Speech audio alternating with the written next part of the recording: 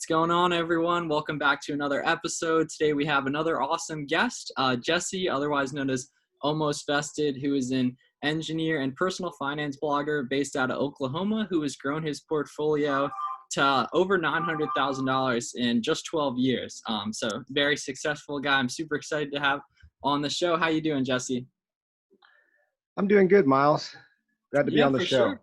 Yep, it's great to have you. So you just want to give a little background on yourself and how you got into all the personal finance and social media and everything, and investing. Oh yeah, yeah. So the journey for me with Twitter and personal finance, I think I really got serious this year doing it. I thought about doing Almost Vested back in 2018, and I didn't know about putting my face out there, and so I procrastinated a while on doing it.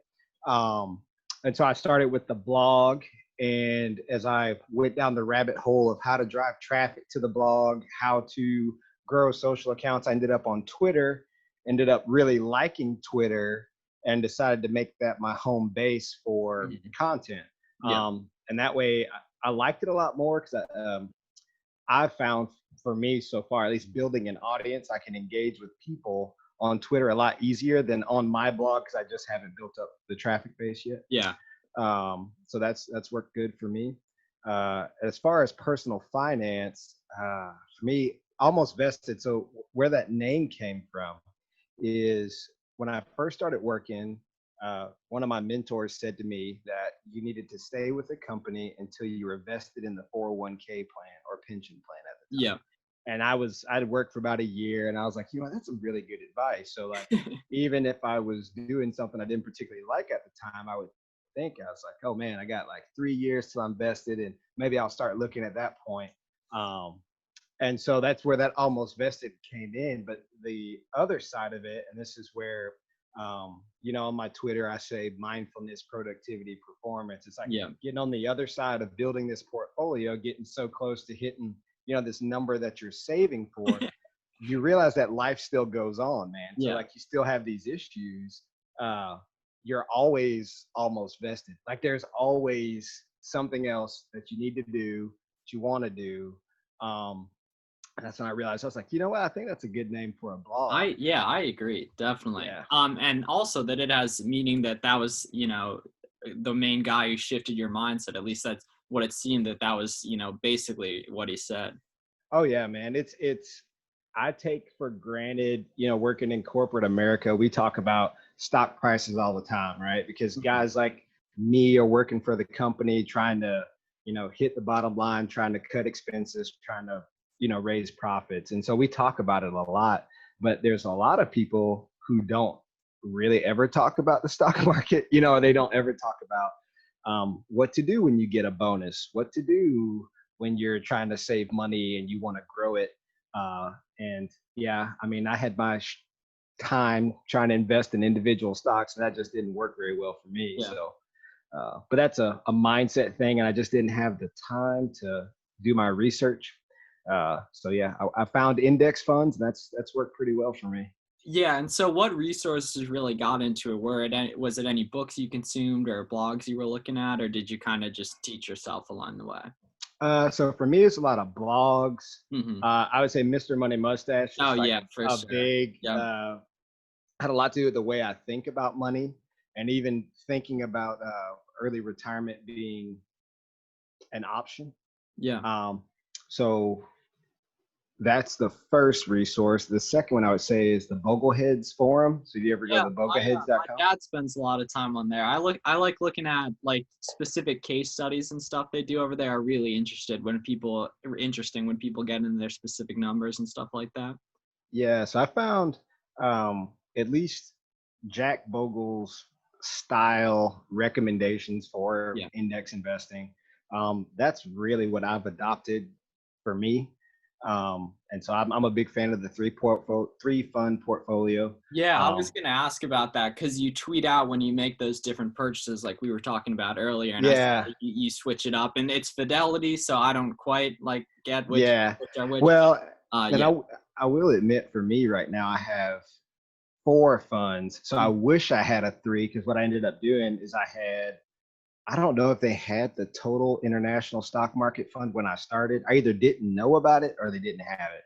So instead of selling everything and buying a total international, I just added like emerging markets onto it. Yeah. So I would have that. So that's how I ended up with four, with the total US, developed, international, emerging markets, and then a bond fund Cool. is Yeah, I typically was what that is. definitely curious if you had any bonds mixed in there. So it seems like you're really well diversified then.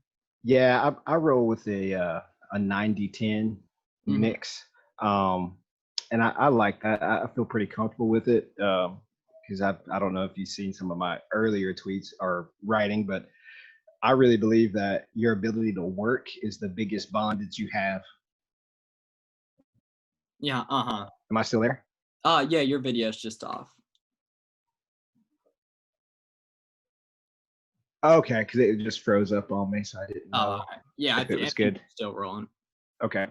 Um, but I think your ability to work is your biggest bond that you have. And like when I realized that your productivity, your ability to start a business, your ability to earn income, as long as you're healthy and working, that's a bond, especially being young. I don't know how old you are, but I'm 34. So like I got Mhm. several working years ahead of me.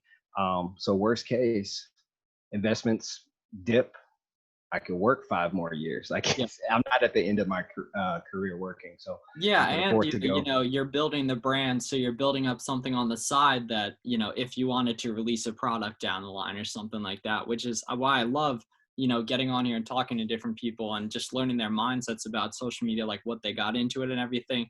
Because I mean, the beauty of it is Gary Vee brings this up, Gary Vaynerchuk. He says that having a personal brand like Hmm. online and building an audience is like a backup plan that if you ever needed to monetize, that you potentially have that option to. Yeah. Which I think is very important. So that's cool to hear about that you've just stuck really consistent over the years. What really just brought you and got you into just over the years just being really consistent to your plans, sticking to those four funds. Like what went into all that? I would say I figured it out probably about 5, 6 years ago is when I really got it done. Because the first couple steps were by accident. Like, Hmm. my main, a large portion of everything's in my 401k. So, uh, well, I'd say about half. Um, you get started, and then the company recommends these funds for you. So then you're just Yeah. like, I kind of got into those by accident. But then along the way, I think was in some actively managed funds. And then I got the hang of, I changed jobs to tell the truth. So I changed to a different company and I actually had to start making these decisions again. And Hmm. I started paying attention to where everything was going. And then I realized, hey, I don't think I need to be adjusting my asset allocation every quarter. Like, I don't think I want to be doing that. And And then, probably paying a fee to do it. yeah, so I kind of dial that in and kind of realize, kind of my investment policy statement for what I wanted to do. Um, and then I think I realized with my wife, I said, it would be a really good goal for me to have the ability, if I wanted to retire at 40. That would be a cool accomplishment to do. Not saying that I would, but to be able to have that sense of security. Yeah, I was definitely going to ask if you had any plans like that, because I mean, obviously, you just come right to your page and you see you have a very, healthy sized portfolio, and then you got the blog going. So I was curious. So do you think like anything like that'll maybe happen for you in the future with early retirement? Yeah, I hope so. It to be an option. It'd be pretty cool if in the next 5 or 6 years, almost vested kind of what I do, and Yeah.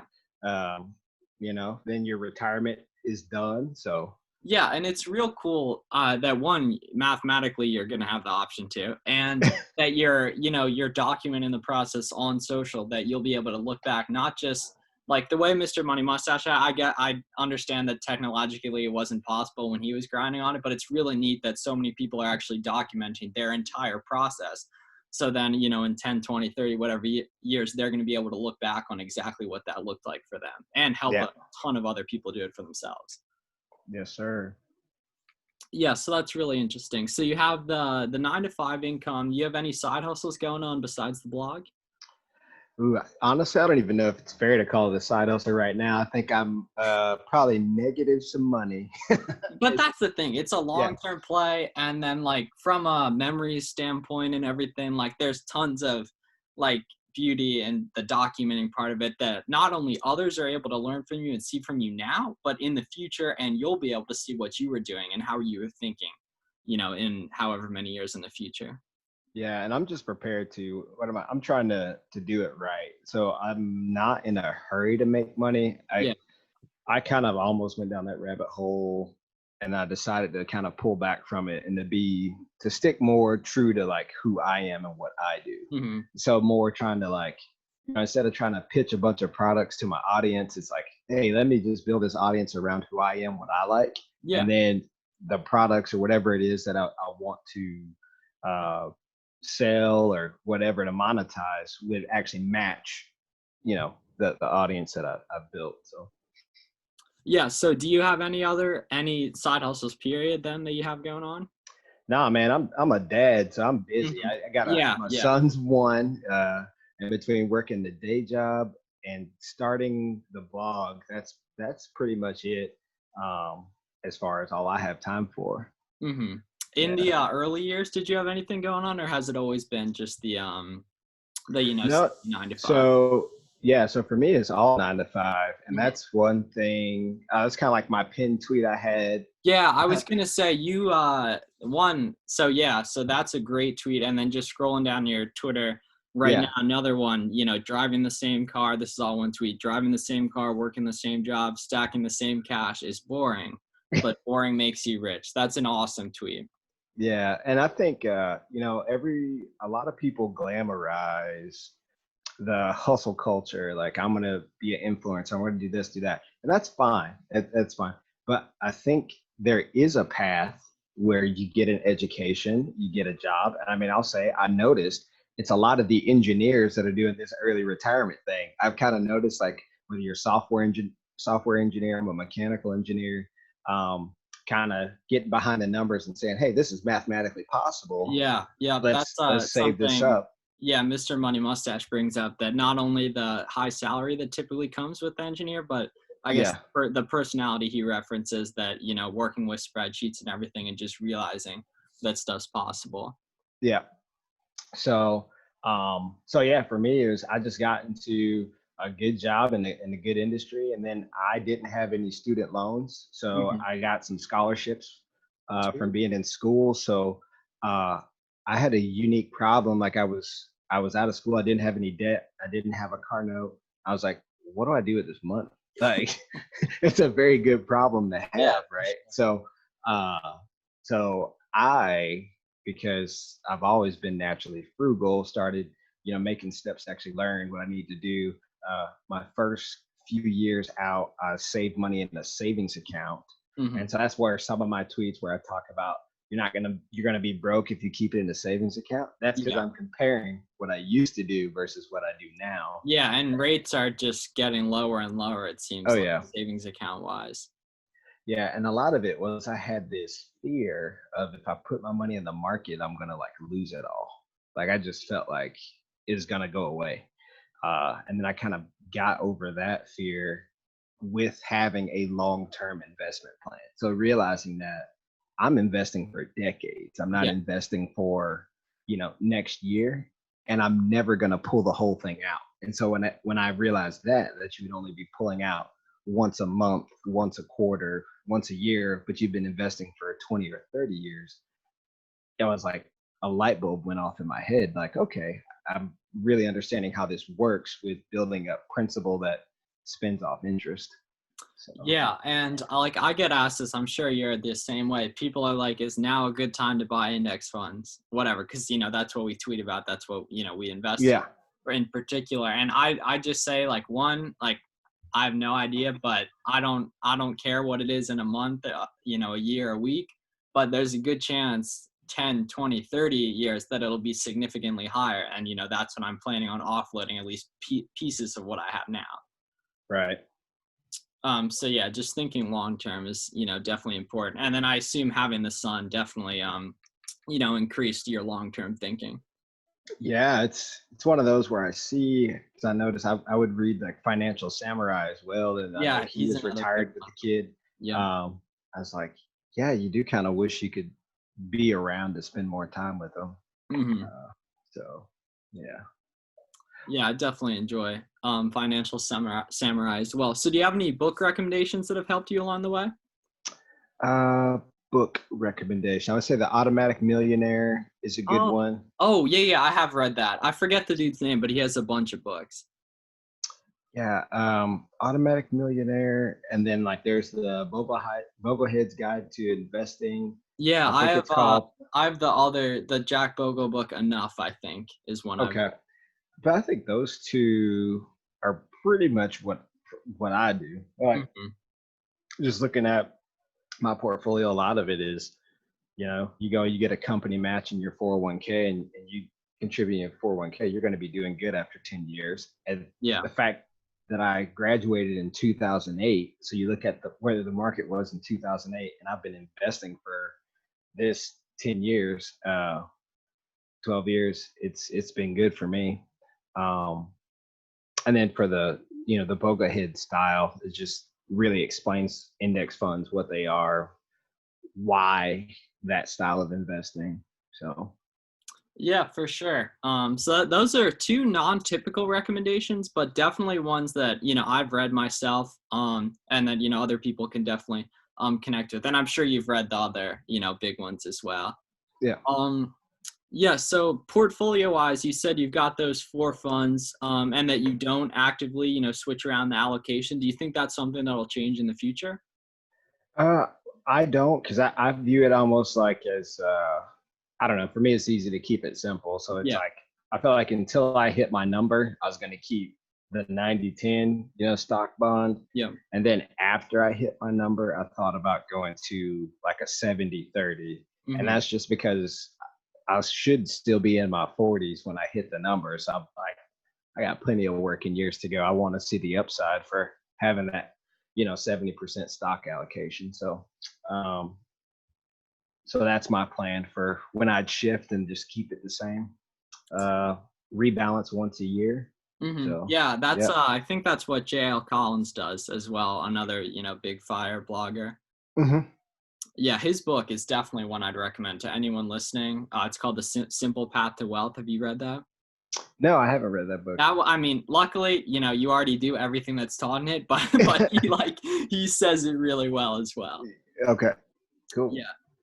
Yep. So that was awesome. So were there any other moments besides just that guy telling you right when you started working that were really big mindset shifts when you really were like, all right, like let's go really hard saving and investing, or did you kind of always save a good portion of what you were bringing in? For me, I would say, man, a lot of it's just changes at work. So like when you have layoffs, when you start seeing people that were your mentors or uh, senior engineers either retire or leave or for whatever reason, and you start to notice that it seems to be people in their 50s or 55. And so like it's kind of programmed that 65 is retirement age. You start realizing that most people are, at least in what I do, 55-ish, leaving for Mhm. whatever reason. And so it's just like, so you probably need to be having something set up for by the time you turn 55. So that's where I started thinking about that. And then like, heck, I was young enough because I've been working since I was 21 because my birthday's in August. I graduated at 21. So I Mhm. started working at 21. Ah, yeah.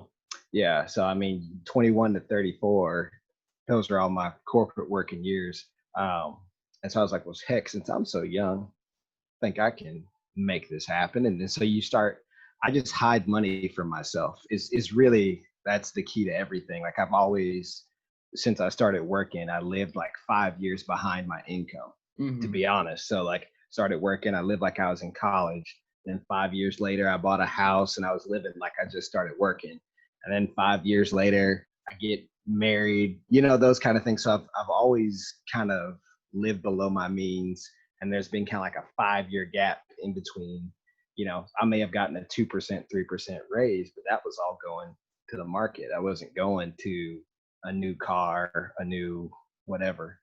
Yeah, I definitely really like that point, hiding money from yourself. I definitely, do that as well. Besides, the high yield savings account, I just try to, keep everything else and just, put it to work. I saw just scrolling your Twitter or timeline, you said every dollar needs a job, which is another very good point.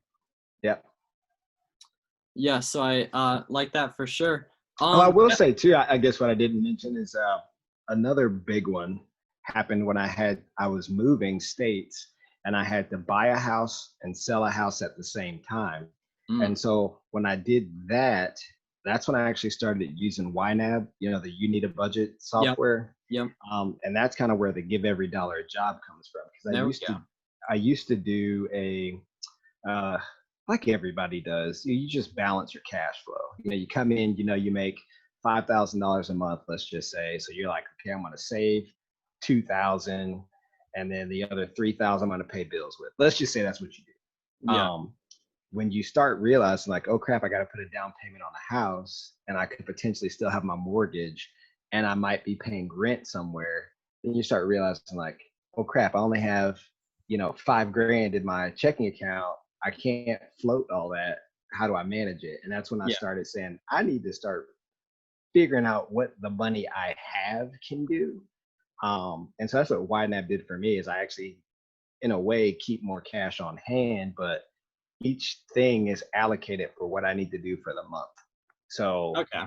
every dollar I have is I specify whether it's for restaurants, mortgage, life insurance, go down the list, pet care, travel.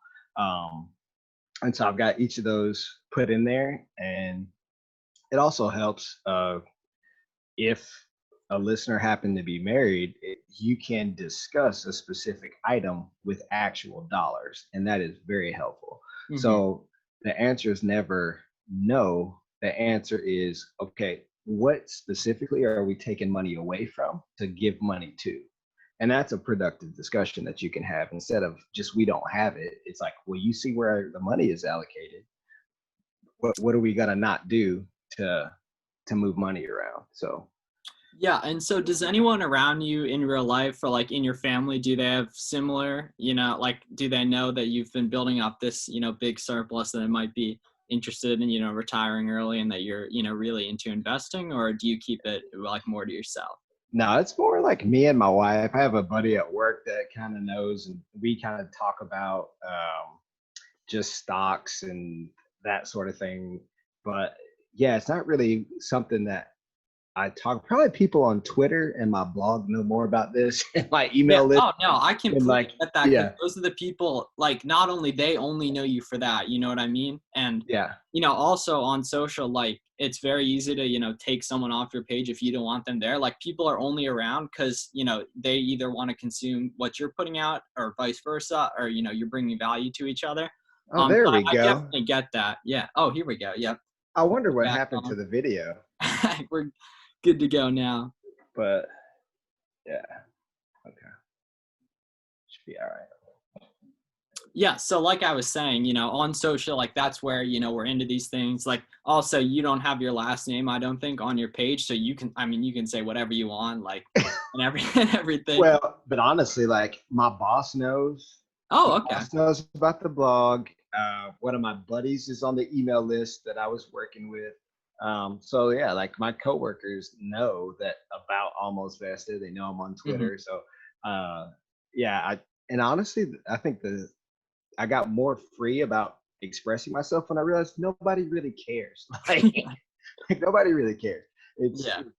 you're out here sharing information. There's so much content out there. Not everybody has time to listen to your stuff. And I don't even take it personal. I just go, you know what? It's out there whenever you have time or want to read it, or if it's Yeah. applicable. Now it's documented to your point, and you can read it whenever. So, or listen. Yeah, and you also just, mainly being on Twitter and having the blog, you get to put out content that's native to the specific platform and the specific reader. So I'm Right. sure some people prefer the blog and some people prefer the Twitter content that's more, bite-sized pieces. Well, and I'll be honest, I've learned, and I started out posting the blog content. and then I just wasn't getting much attention on that. So then I moved to Twitter, and then I didn't have followers. So then I realized, you know what, I need to actually have goals. So I started like realizing I can only have one goal per month, and it either needs to be on growth or it needs to be on making a product. But I couldn't do both. And so I did take this month off because I just wrote the ebook, The Beginner's Guide to Investing. Oh, there we go. Yeah, so that's out there on Gumroad. So I Yeah, finished that this month. we'll get that linked below if anyone wants to check that out. Yeah. So I got that done, and then I was like, okay, next month my plan is to get back on the Twitter and the email list, kind of more back in the swing, more volume on that, with doing more blog posts. So I kind of realized that blogging is almost like an evergreen long form post, like Twitter. I can imagine. Yeah, I don't do any of it yet, maybe in the future, but I can definitely understand that, you know, Twitter, you can snap a little piece out in a second when you might be typing and editing a blog post for a lot longer. Yeah. And I don't know, I've had mixed results with threads on Twitter. Some have been good. Sometimes people get tired of them. So I just said, hey, I don't know, I'll probably taper off of the threads and keep my long form on the blog, and maybe just shoot blogs out, you know, on my account as they come out, and keep it short and sweet. That's once you get that second comma pretty soon, that's one post that's going to do very well. Yeah. That's definitely one. That's probably coming soon too. I mean, like very soon. Like how good are you going to feel when you see it the first time? Dude, it's one of those where you just can't believe. It's like, nah, that's not real. And I mean, even for myself, like just thinking half of that, like, is gonna feel amazing, too. You know, whenever in the next, you know, decade, whenever that comes. But yeah, so one final question. So if you had any like one specific piece of advice you would give either to your younger self or someone who's just checking out the blog or your content and just getting started in their own journey, what would that piece of advice be?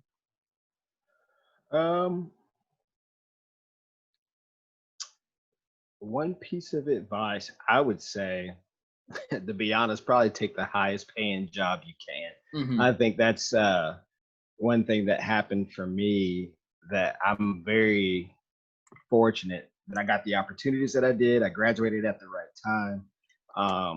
But I think I'm all for following your dreams and all that kind of stuff. But I do think, you know, there comes a point you got to be able to take care of yourself, and you have responsibilities and things you need to do.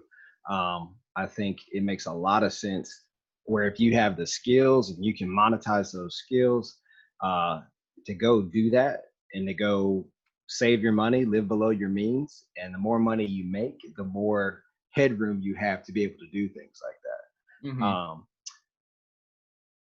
And so, yeah, that's kind of my advice, but that's exactly what I did. So that works for me. Yeah, definitely like that for sure. And where can everyone find you on social media to follow up with you? You can find me on Twitter at Almost Vested. You can find me on Instagram, same handle at Almost Vested, although there's not much content out there. And then if you want to find me, you could also join my newsletter. That's almostvested.com/newsletter. I send out an email every Monday to my tribe on my email list, just different findings on mindset and things I find that are helping me. That's why I have it called Defeat the Daily Grind, because all this stuff's pretty boring and it takes a long time to make it happen. So, you know, just little things to keep up your motivation and keep doing what we need to do. For sure. Gotta love that. And his information will be below. But yeah, definitely thank you for coming on today, Jesse, as well as shout out to all our viewers and listeners. If you're on YouTube, I would love like and subscription. And if you're listening on a podcast platform, we would love a favorable rating. But yeah, I'll see you guys on the next one. And thanks a lot for coming on today, Jesse. All right. Thanks. Yep.